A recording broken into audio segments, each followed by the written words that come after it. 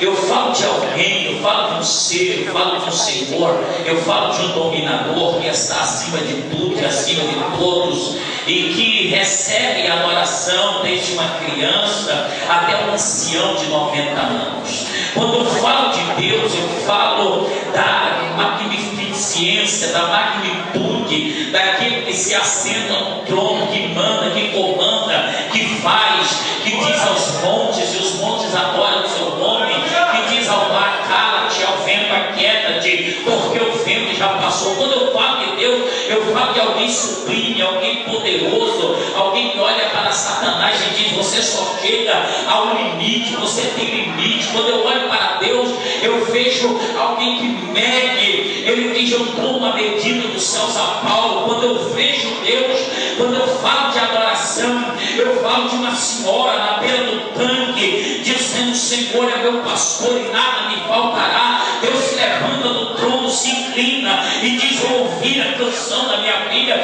Quando eu falo de Deus, eu vejo alguém lá no deserto, eu vejo alguém lá em Sinai, eu vejo alguém cuidando de ovelha e dizendo: quando ainda que eu passasse pelo vale da sombra da morte, não temeria algo, não temeria nada, porque o Senhor está comigo. Quando eu falo de Deus, irmão, eu falo de nações e multidões, dizendo que só o Senhor é Deus. Quando eu falo de Deus, eu vejo todos os serafins e querubins, os 24 anciãos se prostrando diante dele, dizendo: digno é o Senhor de receber honra, de receber glória, de receber adoração. Quando eu falo de adorador, eu falo que é aquele que está na tormenta, mas que todo dobra o joelho diz: Deus, eu estou aqui, eu não sou nada, não tenho nada, mas eu sei que o meu Redentor, ele vive, e por fim se levantará sobre a terra. Quando eu falo de adorador, eu vejo um homem deitado no pó e na cinza com capo de telha,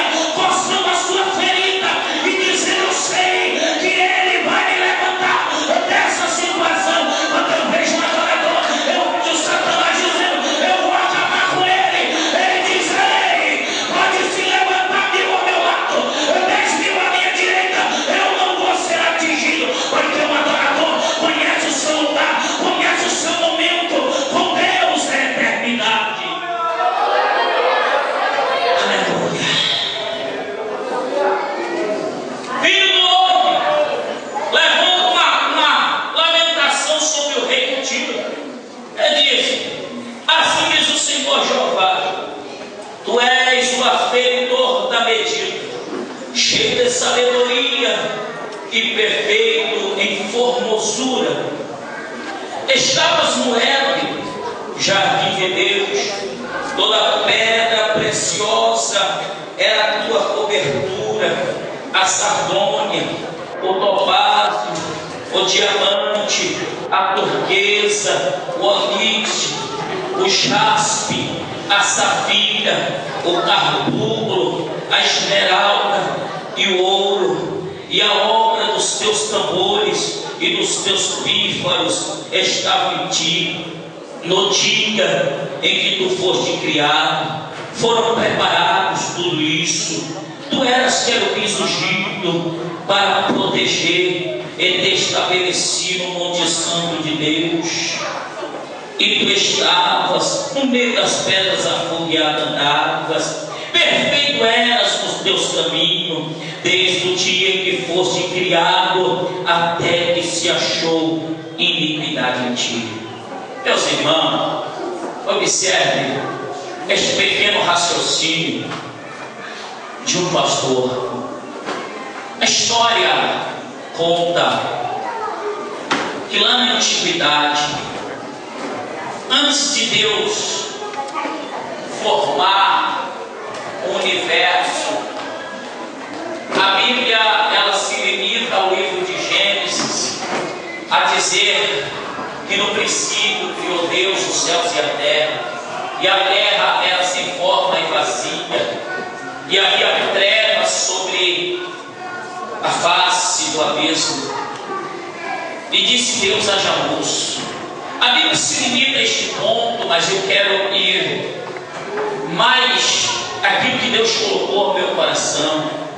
Eu estava ali em minha casa pensando na grandeza, nos atributos de Deus, na sua soberania, na sua grandeza. E Deus me trouxe em meio a uma criação, aonde Deus cria um ser querubim ungido para o adorar.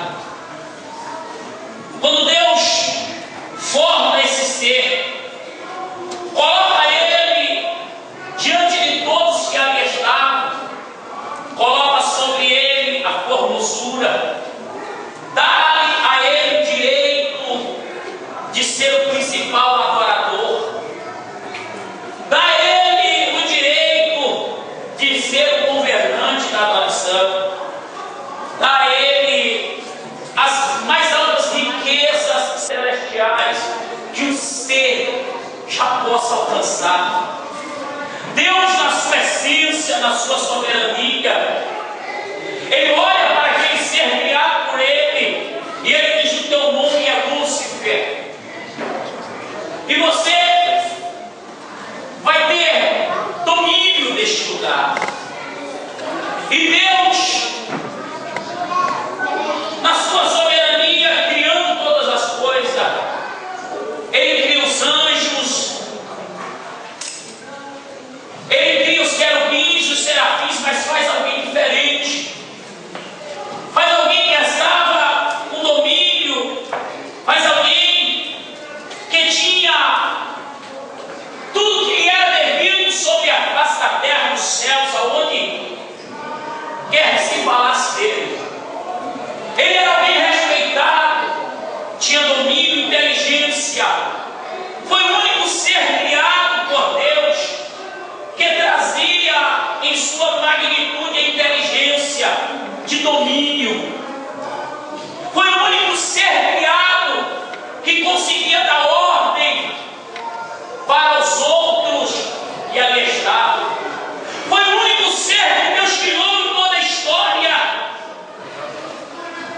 que olhava para os anjos, querubins e serafins, e ele era o mais formoso, o maior. Ele era aquele que estava no comando. Mas um dia esse ser achou que a sua luz era muito forte, que ele era obeso. E neste exato momento, ele consegue,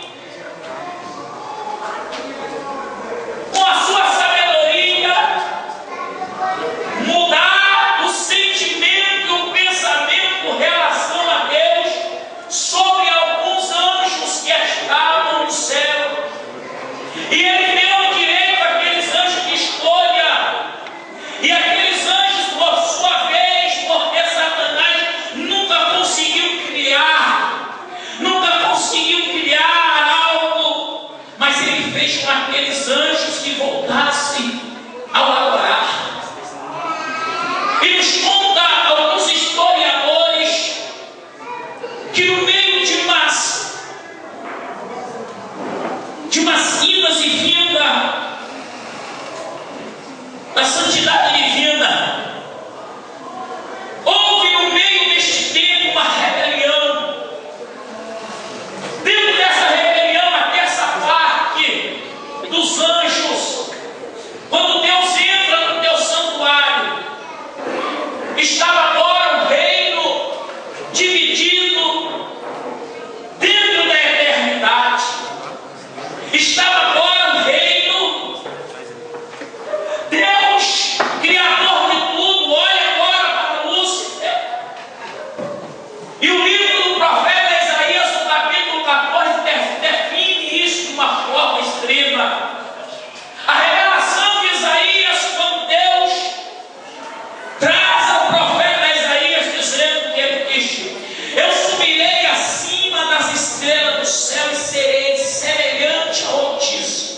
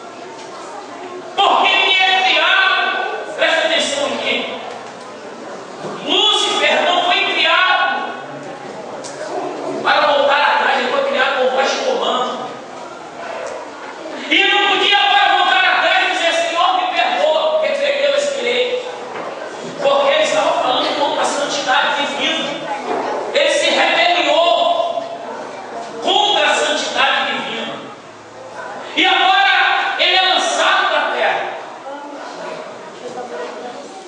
E quando ele cai sobre essa terra, Deus, que nunca perdeu a adoração, faz uma reunião no céu. E houve uma contenda no meio desta reunião, e Lúcifer é lançado na terra. Passando este momento agora, há uma reunião. Deus precisa levantar alguém para ocupar o lugar desse ser. Mas Deus agora ele vai levantar alguém, não lá no céu.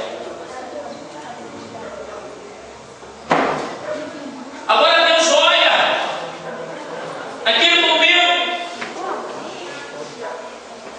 e diz: nós poderíamos criar, nós poderíamos fazer alguém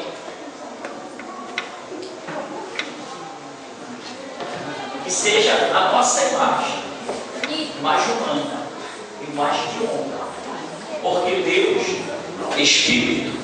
Ora, como Deus, na sua essência, formado de glória, composto de glória, se alimenta de glória, diz: façamos o homem conforme a nossa imagem.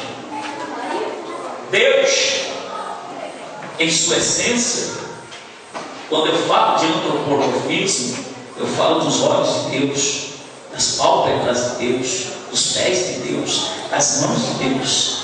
Mas Deus, em sua essência, pasmo, não existe isso. E quando Deus agora olha para façamos o homem conforme a nossa imagem e a nossa semelhança, parecido com nós, Deus está olhando para uma eternidade, para o mundo mais lá na frente. Deus está, meu irmão, numa profundidade aquém de nós.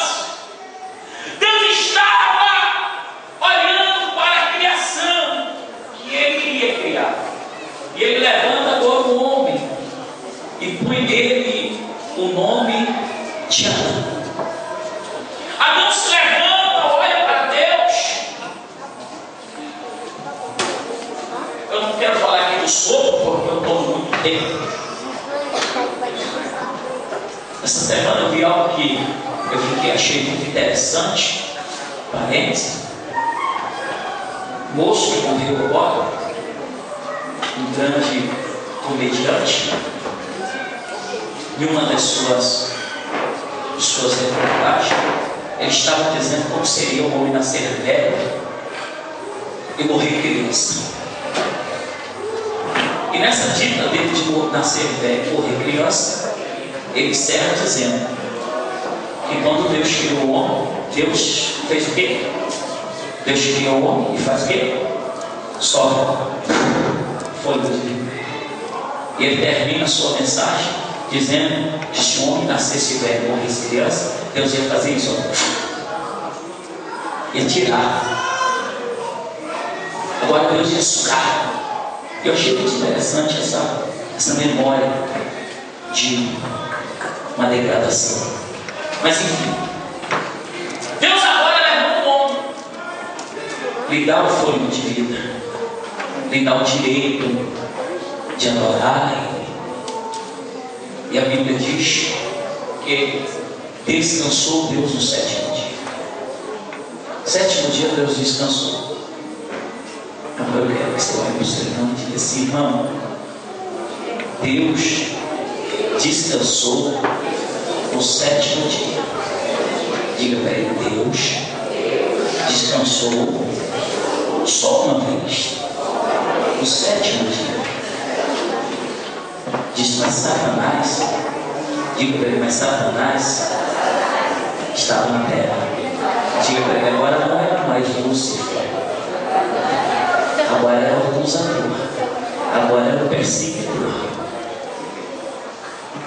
Deus cria todas as coisas. Deus, sendo luz, diz: haja luz. Deus sendo luz, diz: haja luz. Vai pensando. Deus diz: eu sou a luz. Aí ele diz: haja luz. E houve luz. Começo e cresce. Mas no meio de tudo isso, a serpente não estava descansando. Ela olha e vê Deus levantando um adorador.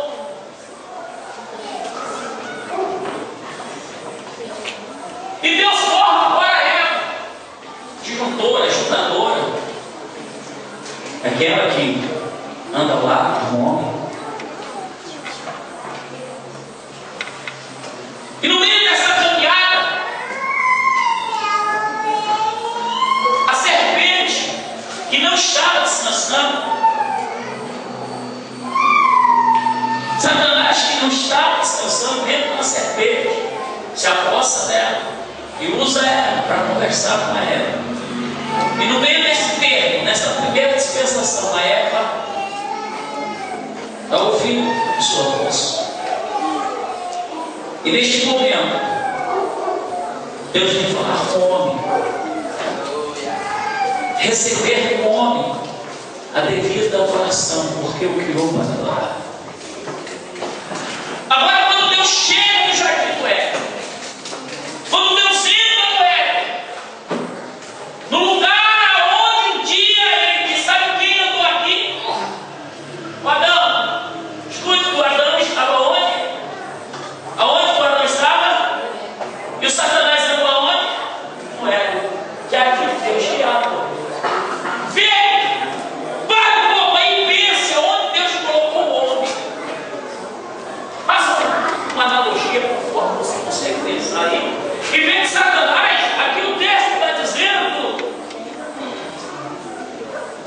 tu eras que era o piso ungido, meio do jardim do Éden, tu andavas, tu perdeu, tu descias e andava nesse jardim que eu criei. Aí de repente ele perde esse lugar, esse direito de entrar no Éden. Aí Deus pega o homem e coloca no Éden. Ele diz: não, esse lugar aí eu pisei nele, esse lugar aí é meu. E Deus coloca o Adão dentro do Éden. Satanás diz: eu vou destruir ele, vou acabar com ele. Está pensando, esse lugar é meu. E Deus desce na viração do dia. Pois o dia hebraico é diferente do nosso. Começa pela manhã e termina à tarde. É diferente. E na viração do dia, na manhã, na tarde da manhã do dia seguinte, Deus chegava. No meio deste momento, Deus chega um dia. Estava Adão. Aonde Adão estava? Onde Adão estava? Quem pode me responder? Eu já vou encerrar. Vai ser rápido essa questão. Aonde Adão estava? Adão estava no Éden, mas estava onde? Diga comigo: Adão estava escondido. Adão se escondeu. Por que Adão se escondeu? Ele ouviu a voz do Criador. Ele estava no Éden. Deus criou um ser com o nome Lúcifer. Esse não se escondeu. Ele olhou para Deus e Deus teve que o expulsar. Mas o Adão se escondeu. Escondeu. Adão, por que você se escondeu? Peraí. Quem foi que me mostrou? Deus só queria ouvir de Adão uma confissão. Olha para o seu irmão e diga para ele: irmão, Deus te deu a oportunidade de ser um adorador. Quando você errar, não se esconda dele. Ele só quer ouvir de você uma confissão. Não culpe ninguém por causa dos seus erros. Foi culpa de ninguém. Se você é homem, bate no peito de Deus: eu errei. Eu preciso do teu perdão, da tua graça, da tua misericórdia, da tua bondade. Eu não caí por causa de fulano, por causa de ciclano. Eu caí, Senhor, por causa da fraqueza. Assumir. você vai mais longe. E o Adão acha lá onde que após chamando Eva, diz: foi a Eva. A Eva diz: foi eu não, acertei. E aí isso que acontece conosco. Vamos embora, eu já estou terminando. A serpente agora parece que venceu essa batalha. Venceu. Tirei o homem do Éden. Eu não consegui arrancar o homem do meu território, que era meu. Deus disse também: você não vai entrar aqui.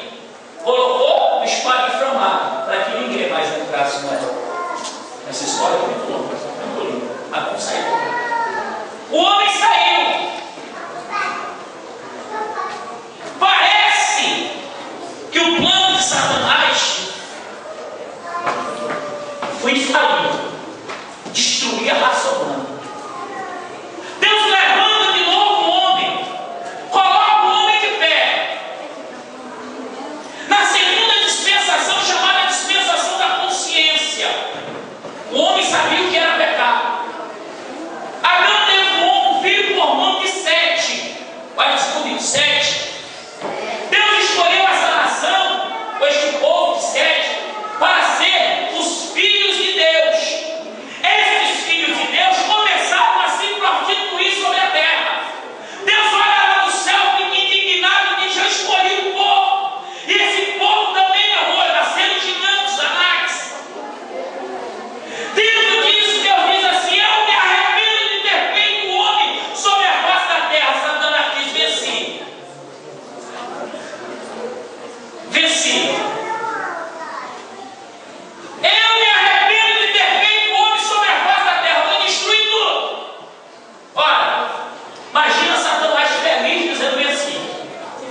Acabei com tudo agora. Se Deus destruir o homem, acabou. Deus olha lá do céu e vê quem? Noé. Deus diz: Noé, vem cá. Ainda tem adorador na terra. Olha para o seu irmão e diz assim: ainda tem adorador na terra. Pode se levantar a pior carnificina na terra. Pode se levantar a pior prostituição na terra. Pode se levantar 1 milhão de homossexual. Mas eu tenho uma coisa para te dizer: ainda tem verdadeiros adoradores. Ainda tem pessoas que não se prostram. Ainda tem crente de verdade. Ainda tem adorador. E se tem adorador, irmão, Satanás nunca vai triunfar sobre aquele que adora a majestade divina.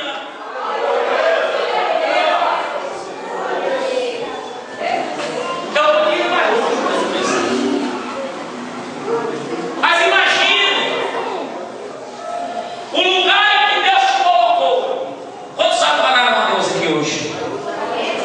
Olha para o seu irmão e diga para ele assim: você está no melhor lugar da sua vida. Você está no lugar de adorador. Que Deus te escolheu para o melhor lugar na terra. Você sabe quantas vezes Satanás luta para acabar com você por dia? Mas ele não vai conseguir. Sabe por quê? Porque Deus te escolheu para ser adorador, querido. E se Deus te escolheu para ser adorador, escute isso: quando Deus escolhe alguém para ser adorador, Deus olha para Satanás e diz: ei, o teu limite é aqui. Você